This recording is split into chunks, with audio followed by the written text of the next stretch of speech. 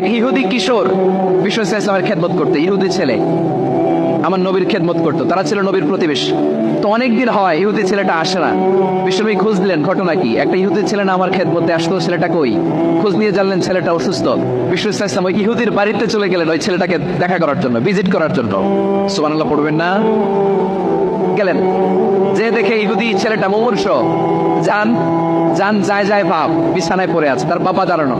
বিশ্বনবী তার মাথার পাশে বসলেন, মাথায় হাত বুলিয়ে দিলেন, আর ছেলেটাকে বললেন আসলিম, ইহুদি ছেলে আসলিম, ইসলাম ধর্ম গ্রহণ করো। তো ছোট্ট ছেলে ভাবে আমরা ইহুদি, এখন ইসলাম ধর্ম গ্রহণ করলে আব্বা যদি বকা দেয়, ফানাযারা ইলা ওয়াজহি আবি, ছেলেটা তার বাবার চেহারার দিকে তাকালো, দেখি আব্বা কি কয়। আব্বা যদি বলে তাইলে ইসলাম ধর্ম গ্রহণ করবো।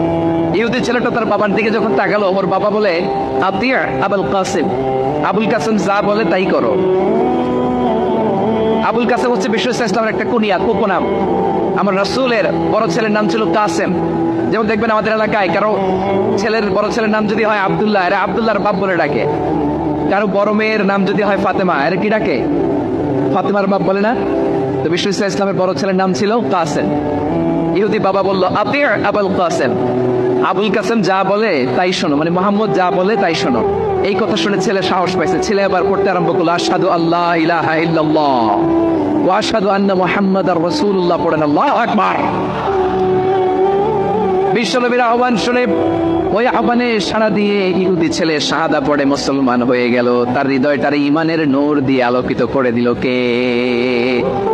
প্রিয় ভাইরা, এবার রাসূল সাল্লাল্লাহু আলাইহি ওয়াসাল্লাম বের হয়ে আসলেন ঘর থেকে, আর বললেন আলহামদুলিল্লাহিল্লাযী আনকাযাহু মিনান নার, প্রশংসা সে আল্লাহর যে আল্লাহ জাহান্নামে চলে যাচ্ছিল প্রায় এমন একটা লোককে মুহূর্তের মধ্যে কালেমায়ে শাহাদাতের বদৌলতে জান্নাতি বানায় দিলেন। আওয়াজ করে পড়েন সুবহানাল্লাহ।